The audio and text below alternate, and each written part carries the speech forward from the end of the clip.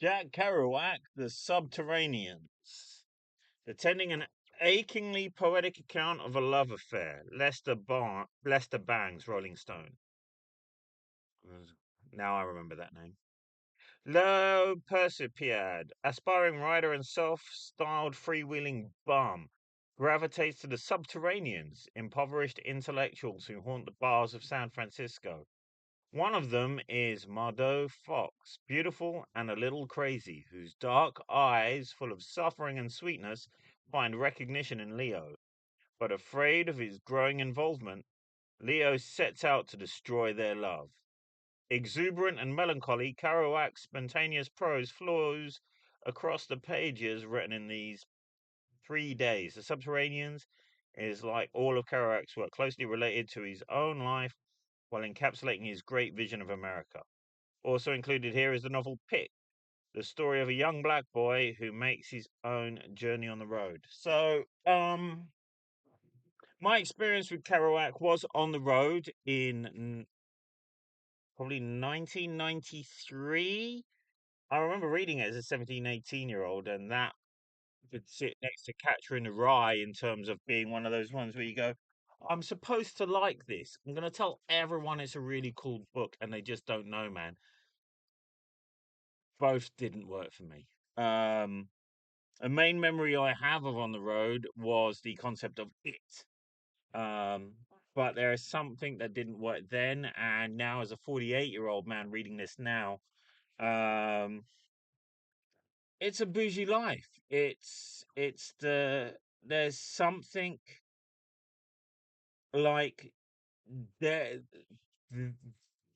There's no other way to describe it as well, particularly because this is about an interracial relationship in 1950s America. As a mixed race man myself of a much later time in a different country, I do just feel that this reeks of a certain perspective, almost a savior complex at points. Because it's a memoir, I am more intrigued by the character of Mordo. Um, but there is a certain prism in it that I can't get past. He is writing in prose, and I suppose the salient points is, hey, at least he's acknowledging that black people exist. Um, you could argue that it's a bold attempt, that this is about understanding the difference in the situations that are systemic as well as the anecdotal passions.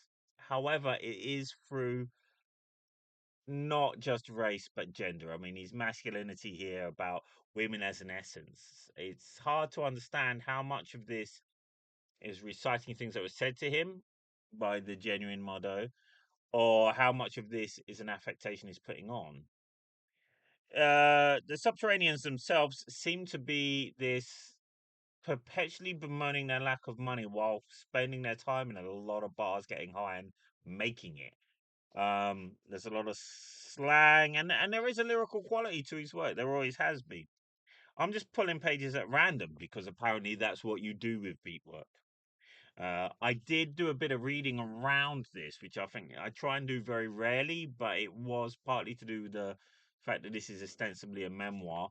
And actually, I didn't do that much reading on it. It was also pointed out in the introduction. This particular edition, Langston Hughes is quoted as saying, I wouldn't want to hang out with one of these guys. Langston Hughes being probably one of the most well known gay black writers of the time. Nothing. He didn't move, but was just his head off the pillow when I glanced back in closing the door. I had no clothes on in the alley. It didn't disturb me. I was so intent on this realization of everything I knew I was an innocent child. The naked babe. Wow. And to myself, my God, this girl, Adam's right, she's crazy. Like I'd do that. I'd flip like I did on Benzedrine with Honey in 1945 and thought she wanted to use my body for the gang car and the wrecking and flames, but I'd never suddenly run out into the streets of San Francisco naked, though I might have maybe myself. I nearly felt there for the. See, it's a barrage and it's that staccato move and that lack of full stops and commas, which are great, great. It flows, and I'm sure that if I was watching someone quite charismatic on a stage and I needed to impress someone next to me about my own social oeuvre, Um, that is totally how you use those words. Shut up. Um, this is how it would work.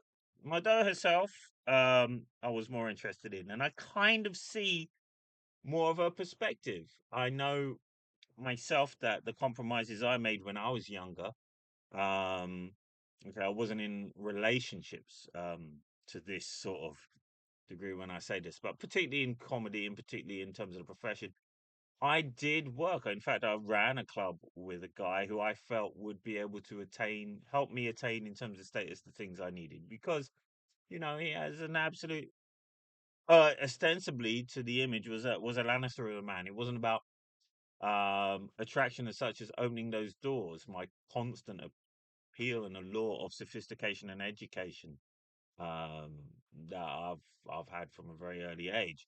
Of course, within a few months of running a gig with him, I realised that this was ultimately fur coat, no knickers, and it wasn't so much. Ironically, which brought me back. I thought about him a lot while reading this. Was the self pity and the emotional labour when really we're supposed to be running a bloody comedy club, um, with a complete lack of the idea that other people have problems too. Yes, there's a certain apologist pablum in it. It is staccato. When he destroys the relationship, he shows his regret, but will always have um, Leonard's Benzedrine or whatever. And Mardo, though, I think is very telling. It isn't just a black woman of a similar age. There seems almost a voyeuristic attempt to show a destitute life, an abused life, an incredibly limited life, um, within the black community from her upbringing. Uh, Again, sort of adding into this subtext of savior that I'm not really buying from just an arrogant liberal who just, in kind of Citizen Kane, you want the working classes to make the right decision as long as their decision is to love you. Um, I think it's an important piece. I think it's right in that it does say something about race relations at that time, both in terms of the plot, but in terms of the author. Um, and a bit of accountability and recognition should be given to that. The second book in it, or rather the novella pick, is kind of a weird attempt of Song of the South meets Great Expectations. Again, you can see this is a first person narrative. And yes, I think it is bold for quite a suburban literate man to suddenly decide that he's going to write the story of a rural, small farm boy, a black farm boy with quite a poor home behind him and a poor education, reading between the lines, pretty much illiterate. His journey, though, is with meeting Slim, who's, effectively the Fresh Prince to the Carlton in the way this dynamic seems to work, which we can't ignore comes through Kerouac's mind itself. Um, as he goes from being in a farm to being in New York to suddenly being on a road trip. Within about 60 pages, there's a lot of plot, there's a lot of pace. But it's really, I think, is again taking on this view of a child in order to idolize the artistry. There's not much in there that doesn't help make me think about white actors in films like The Constant Gardener or The English Patient, who whenever they go into these developing countries and turn around and go, oh, they don't have phones or offices or even fresh water. But whenever I see their children, they smile. And I think that spiritual richness means that they really are better. They're not. They're not better off than you. What is wrong with you? What? Wow. Yeah.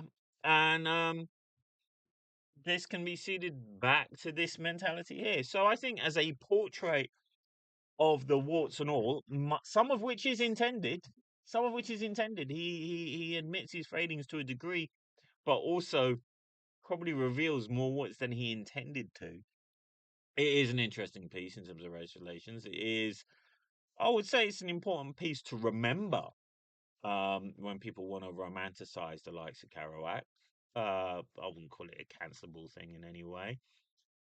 And, I've got to concede my own frailties here because I'm reading this in 2025, not really reading it in a social context in terms of what other books were there um, at the time of its publication. So, really, the completists and sociologists, I think, would glean stuff from it, but it's very much an intellectual pursuit. It's not one for, your casual entertainment. So, if you're looking for your commuter belt, I'd say give this a miss. Pick, you know what? There's better authors who can tell you better stories about that life, and I urge you to Google Langston Hughes. Until then, book at deb time. Oh yeah, this. Thank you for watching the book at deb time. I forgot to do that because I'm